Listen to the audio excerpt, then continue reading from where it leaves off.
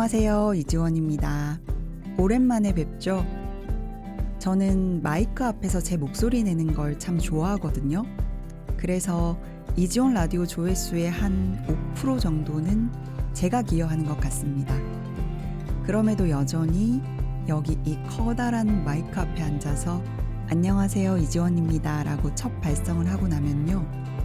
뱃속의 저 깊숙한 곳에서 미묘한 긴장이 꼬르르 하고 따리를 들어요. 묘합니다. 참 오랜만에 이 묘한 기분을 다시 맛보네요. 아무튼 다시 뵙게 돼서 반갑습니다.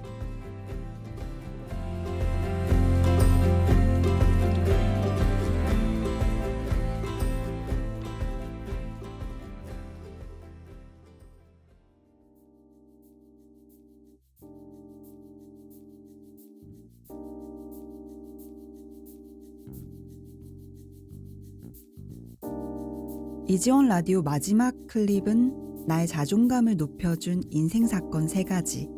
그 주제로 2021년 10월에 업로드했더라고요.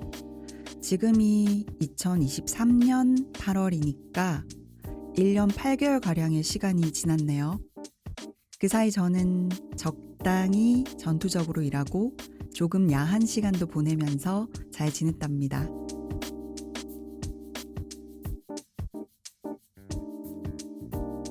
1년 8개월가량의 시간 동안 무엇에 가장 집중했느냐?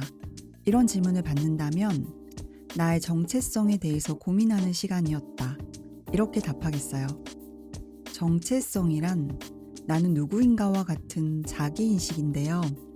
보통은 사춘기 때 이 질문을 처음 마주했다가 현타를 세게 한번 맞죠.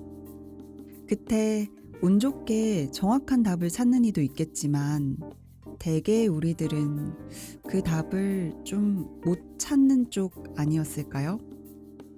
그래요. 사춘기 시절 당시에 그때 내 정체성 못 찾는 거 문제 없어요. 전혀 문제 없죠. 진짜 문제는 그 이후에도 이 질문을 직면하지 못하는 어른으로 살아가는 거. 그게 진짜 문제인 것 같아요. 사실 다른 문제는 없고요. 마음이 쉽게 다치죠. 조그마한 일에도 마음이 쉽게 긁히고 상처나고 그렇게 마음이 아픈 채로 계속 살아가게 되거든요. 저 같은 경우엔요. 나라는 사람의 정체성에 대해서 꽤나 깊게 생각하면서 살아왔다고 자부했었는데요. 그래서 그렇기 때문에 나는 나를 잘 알고 있다고 자신했었는데요. 그게 또 그렇게 자신할 건 아니더라고요. 아시는 분들은 아시겠지만 저는 물리치료학을 전공했고 20대 때는 물리치료사로 살았어요. 그러다가 31살에 돌연 상경에서 스타트업 창업가가 되었죠. 이후에 10년 동안 원하는 일을 열정적으로 투자하며 살아왔다고 자부했거든요. 물론 힘든 날도 많았지만 다시 그때로 돌아간다고 해도 같은 결정을 할 거라고 정말 망설임 하나도 없이 그렇게 말하고 다닐 만큼요.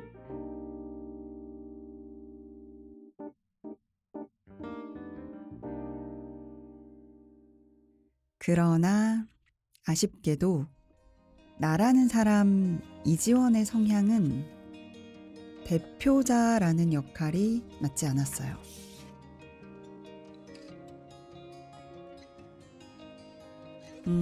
뭐랄까 핏이 몸에 딱 맞는 옷은 아니었다는 의미예요.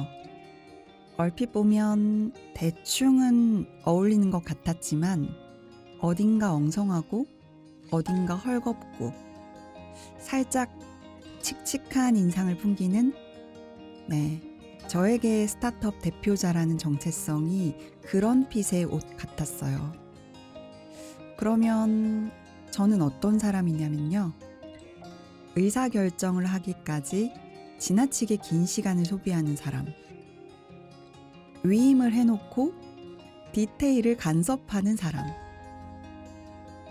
시스템적인 사고가 불가능한 사람, 자주 감성이 앞서는 그런 사람이에요. 이런 사람이 어떻게 한 회사의 대표 역할을 잘 할 수 있었겠습니까? 슬프네요. 왜냐면 저는 무척 잘하고 싶었거든요. 그러나 결과적으로 제가 창업한 지방태워 주식회사는 10년 만에 폐업했고요. 저는 파산에 이르게 되었답니다.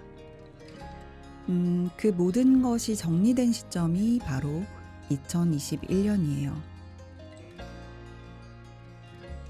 맞아요. 그 즈음에 저는 모든 관계로부터 도망쳤어요.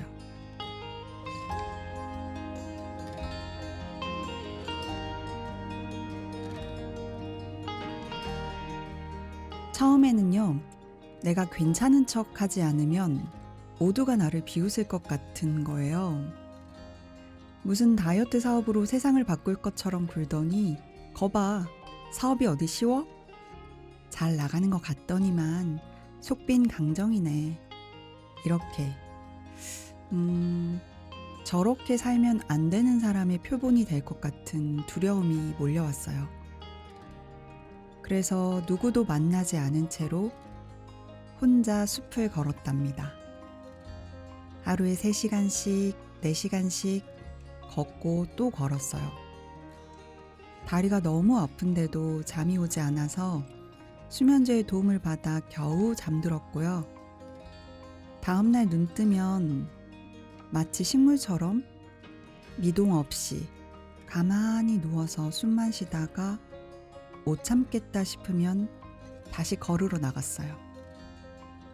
그렇게 걷는 동안 온갖 상념이 귀신처럼 저를 따라다니더라고요. 그때 그렇게 말하지 말걸.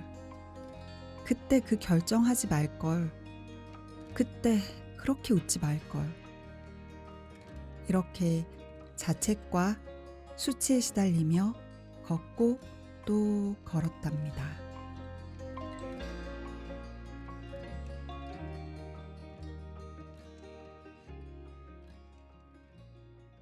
그렇게 봄, 여름, 가을, 겨울 4계절을 한 바퀴 돌고 나니까 그제서야 정신이 좀 들더라고요.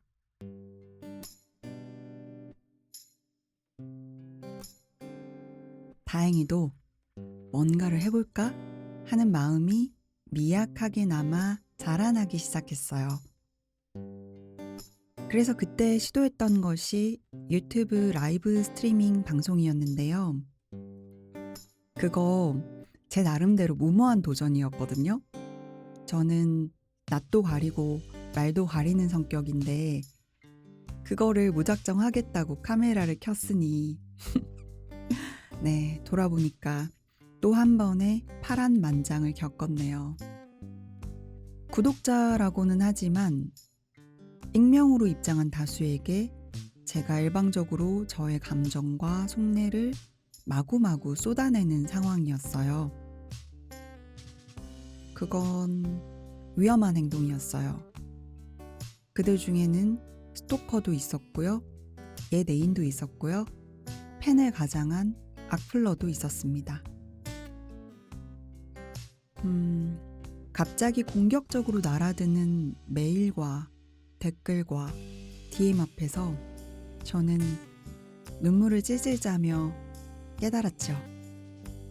아, 인플루언서도 내 적성이 아니구나 하고요. 구독자 5만 명 정도면 매우 유명하다고 말할 수는 없는 수준이지만 내 깜냥으로는 이 정도의 유명세도 감당이 안 된다는 것을 그때 분명히 알게 됐어요.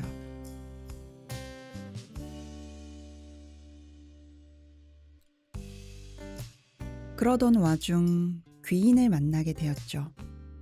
공교롭게도 그녀를 만난 것도 유튜브를 통해서였는데요. 이제 그만 유튜브를 접어야지 하던 차였어요. 용기 있는 그녀의 연락으로 4월의 어느 날 우리는 만나서 커피를 마셨거든요. 당시에 저는 모르는 이와 대면 만남을 할 수 없는 상태였는데요. 제가 어떻게 그 만남을 덜컥 수락했는지 지금 생각하면 놀라울 따름이에요. 아마도 그녀가 뿜어낸 신뢰감 덕분이었을 거예요. 어쩐지 믿어도 될 것 같아서 조금씩 믿어봤더니 더 큰 마음을 내어주는 사람.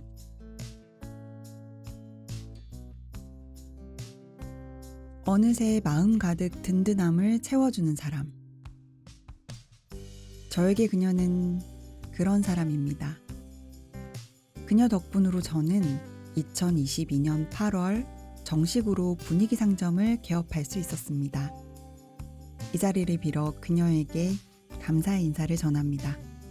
백 매니저님, 고맙다는 말로는 표현이 많이 부족하지만 늘 쑥스러워하면서 고맙다고밖에 말하지 못하는 제 마음 알죠?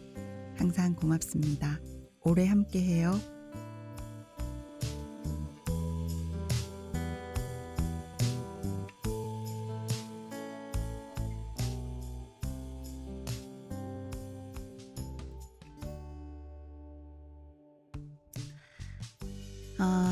네.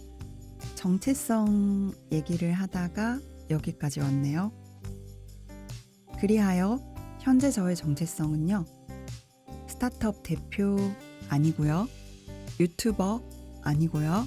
저는 분위기 상점 주인 이지원입니다.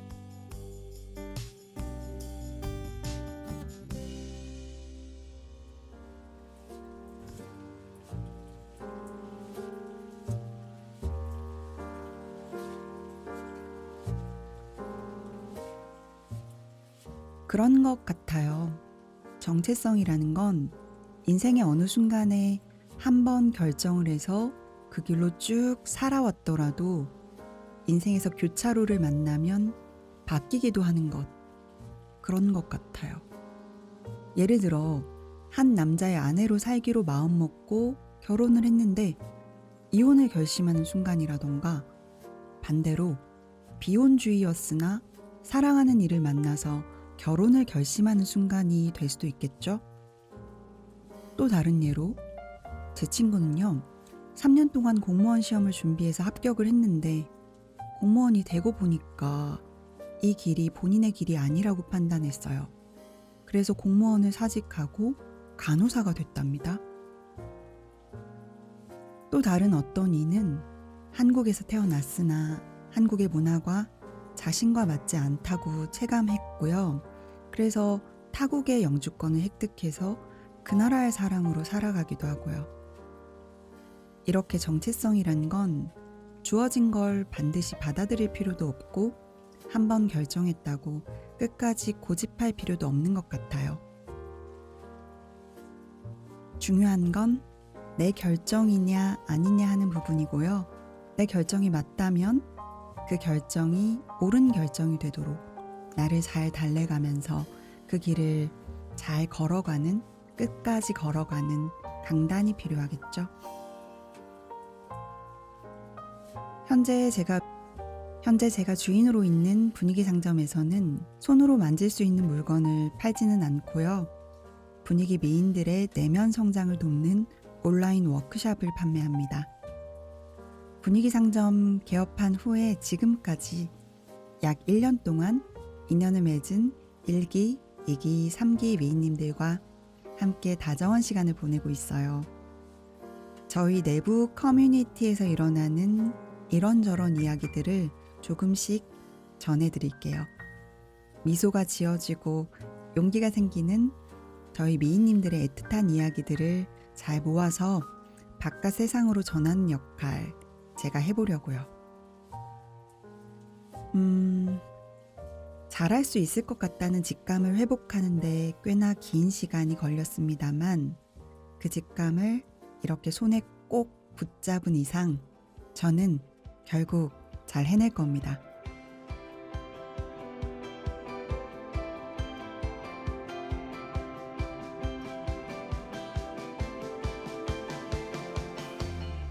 다음 이야기 들고 찾아올 때까지 조금 기대하며 기다려주세요. 오랜만에 끝인사 이지온 라디오 주문 걸어드릴게요. 우린 결국 잘 해낼 거예요. 아리즈웰.